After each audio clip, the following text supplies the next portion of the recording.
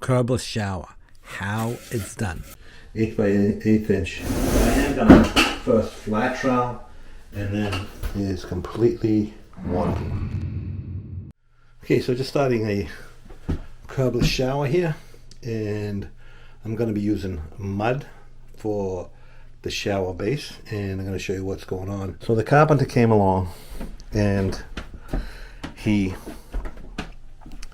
lowered the plywood. Looks like just about 2 inches, maybe 1.5 inches. And then remember, over here I'm going to be putting my floor underlayment. So that's going to raise it a little bit as well. So I got plenty of height here for mud. And what he did was he took off the joist, he took off like 1.5 inches. I don't know if you can see that. He shaved off 1.5 inches, and then he put the plywood on top. If you can't do that in your house, what you can do is put some cleats on the joist, 3/4 of an inch below the top of the joist, and then fill the stud bays with plywood. In this case, we had the ability to lower the floor completely, so we get a nice, it just makes it a lot easier for me. I don't have to use any special foam pans to make it work. I can just do mud as normal, and I'll show you how to do that. So to lower the subfloor so that we accommodate for the mud on top, the GC helped me out and cut the joist down so about 1.5 inches, so that I have enough height on my for my mud bed. The floor has been lowered.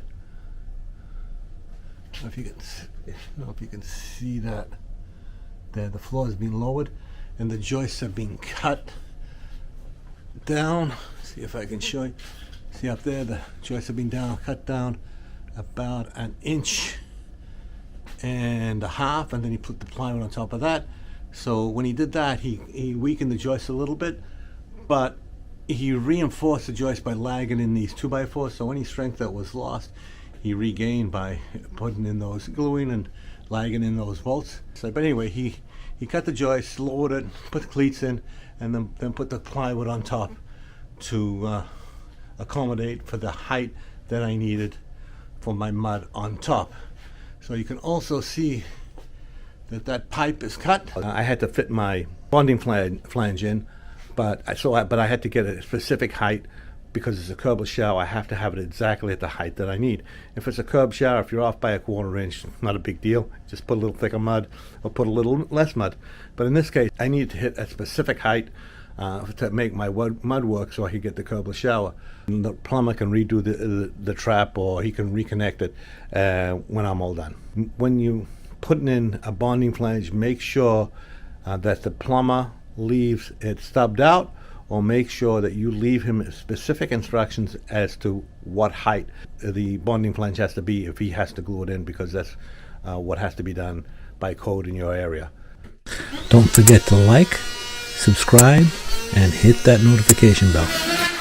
Okay, so I got all the walls prepped for the curbless shower. Now I'm going to be putting Ditra XL. This is the 5/16 inch Ditra. The regular one is 1/8 of an inch. So that's going to give me some added height from the shower floor to the main floor.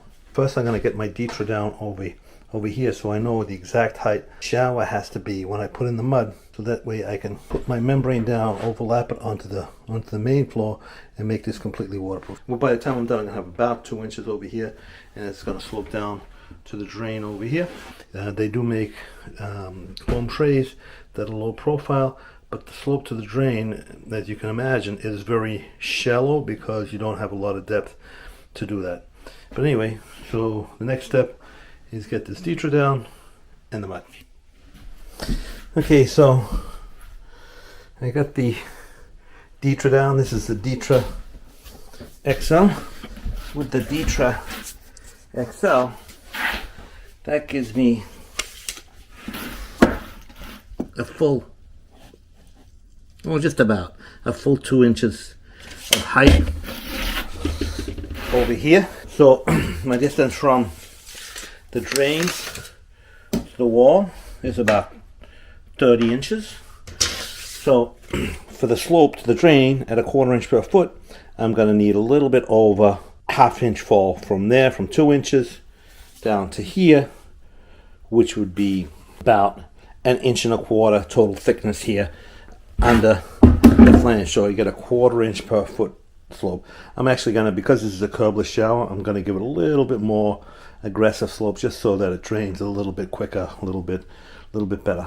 Over on this side, from here to here, obviously, because the perimeter all the way around is all going to be level with this floor here. So I get a nice same size cut all the way around.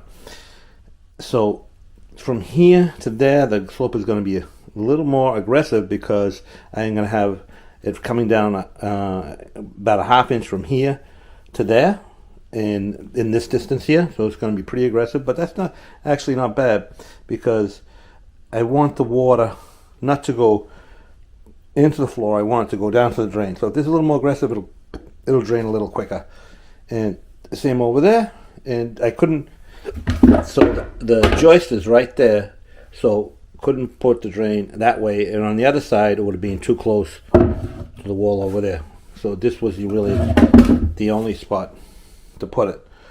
So I'm gonna put my mud in now, put tar paper, while at this floor is actually level, believe it or not. It's kind of a level floor for once.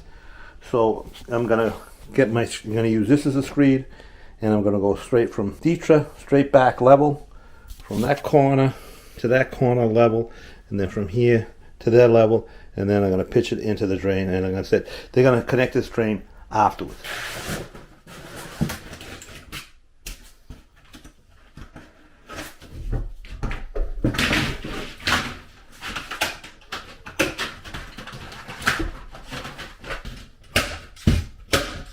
Okay, so I got this tape on here so that I'm not filling my waffles of Ditra with mud, and I got the drop cloth over here so I don't get everything all filled with mud.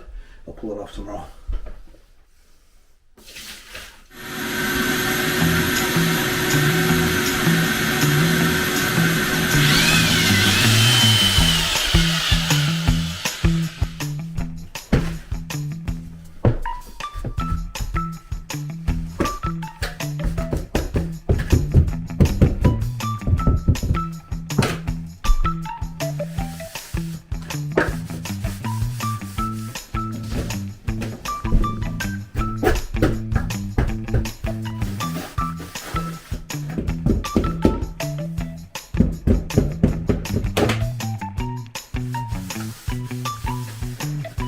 Because this is going to be connected afterwards, I don't have to worry about gluing it up. I'm going to make a ring of mud here, and then I'm going to set this to the height that I need, which is going to be about 1/2 inch, a little bit more than 1/2 inch lower than that. And then I'll put some pin set on the back of this and set it in place.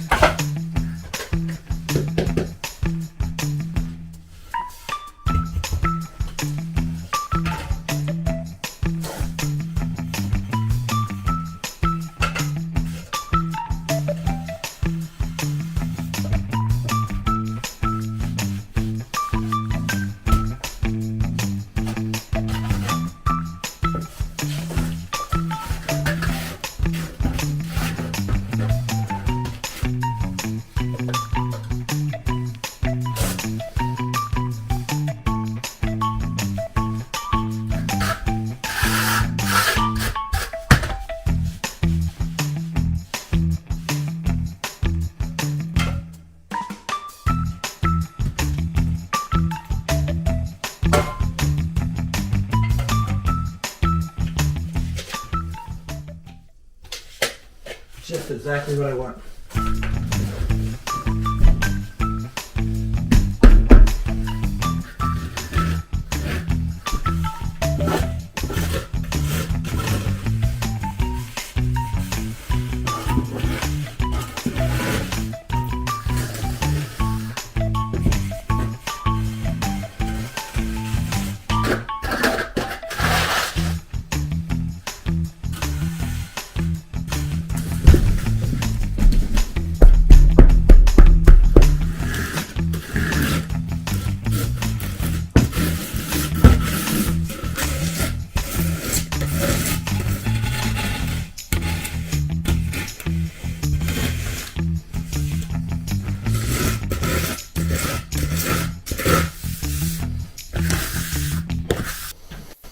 Okay, so that's it. Curbless. Put the membrane on there. Curbless shower. I'm going to waterproof all the seams and all around the perimeter as well. I can do that tomorrow. The floor is level. It pitches down in every direction. Over here. And I have about 3/4 inch fall, which is what I wanted because I just want a more aggressive pitch on this floor. So now let's get the sheet membrane down and tie all this thing up. So I'm installing the banding in the shower area here. The order in which you do these does not matter. It makes no difference whatsoever. The important thing is that you have a 2-inch overlap. So I like to do the banding first in the shower floor so that I don't have to step on the membrane, the sheet membrane, while I'm doing the banding. This way you do the banding's all done, and then you can put the sheet membrane on and not have to get on it. So the banding in the shower is all on, and I'm using pre-made corners for all the inside and outside corners. It just makes life a lot easier. Because this is a curbless shower, you have to take a few extra steps when waterproofing the shower. You not only have to waterproof inside the shower, but you also have to waterproof at least 1 foot outside the shower. So because we're using an uncoupling membrane, and the uncoupling membrane is plastic is waterproof, if you treat all the seams and all the places where it meets the walls by installing banding, you basically waterproof the entire floor. It's a few extra steps, but if you're going to do 1 foot outside the shower, why not just go the whole length? So when I'm doing banding, I like to pre-cut everything so that I just mix some thin set and install all my banding all at once. If you don't like to do it that way, that's fine. You know, mix your thin set and install your banding as you go. The reason I like to do the pre-cut all the banding is so that my thin set is not sitting around while I'm cutting and fitting the banding. So from here, don't forget to like, subscribe, and hit that notification bell. This the corner to here is like almost 32. The sheet is 4 inches wide, so I'm just going to lay it in there, the height, the width. That way, this gives me the waterproofing I need right here.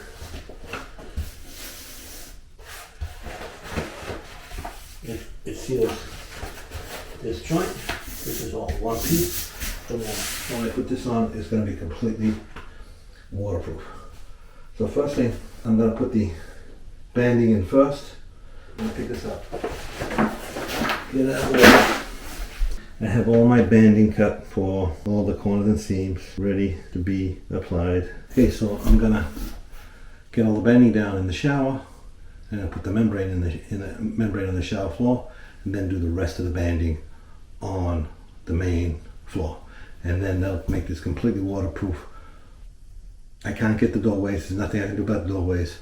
So that's going to be it. And under the radiator, can't do under the radiator as well. The main area over here where the water is, this is all going to be waterproof. Okay, so to smooth the banding, I'm going to use an old putty knife, and the corners around it so there's no danger of cutting them. If you've got a new putty knife, be very careful because the corners will be very sharp. So you might want to round those off. I'm going to use a Martin trowel and a putty knife. I'm going to use 8 by 8 inch square notch trowel. It's actually an old curly trowel.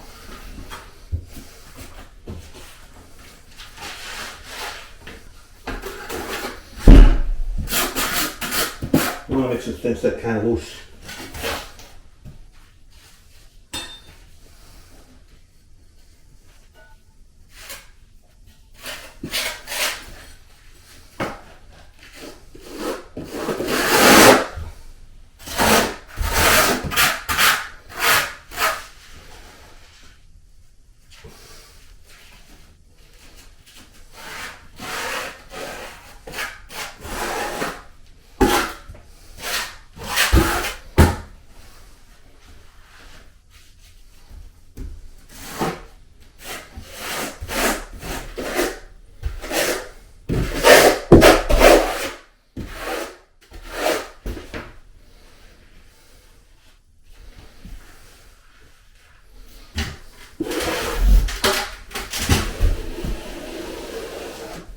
Okay, so I swept and vacuumed to make sure there's nothing on it. Now I'm gonna get my membrane on.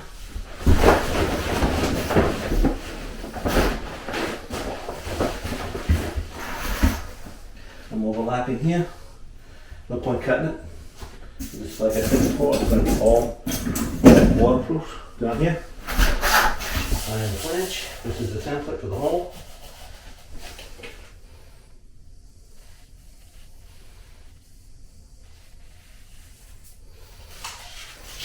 So I'm kneeling on here so that as I move, trying to cut this, I'm not going to move it.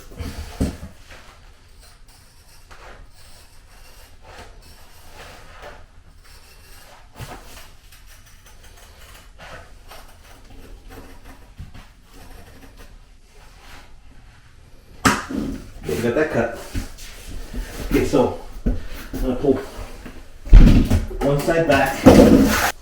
Pull one side back, not moving it.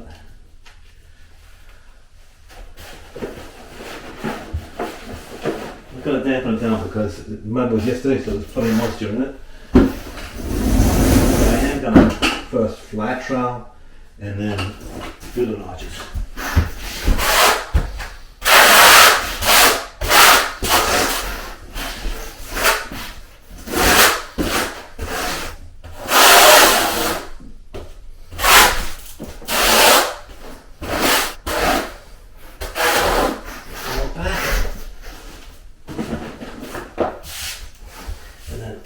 Lid it off with all the air out of it.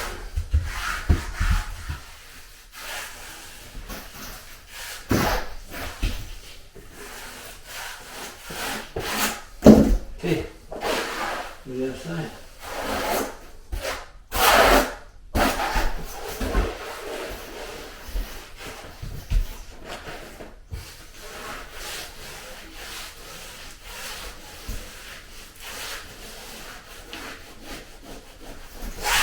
You always want to check, make sure you get good coverage, which that is fabulous. That's perfect. Trying to get this first.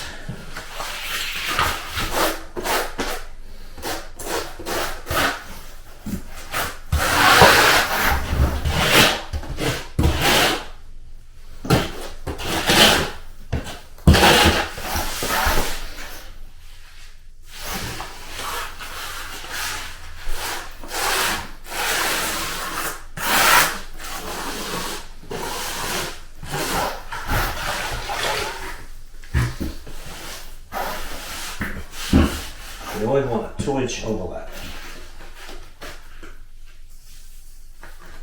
I'm going to get my 2-inch overlap here because I got another band going down here. So I'll do that for all the seams.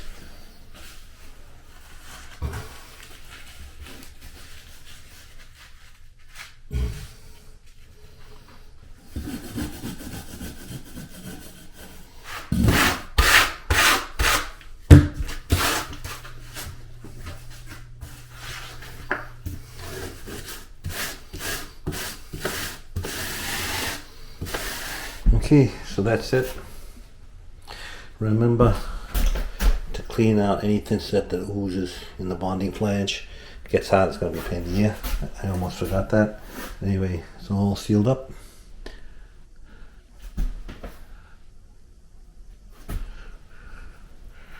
Ready for tile.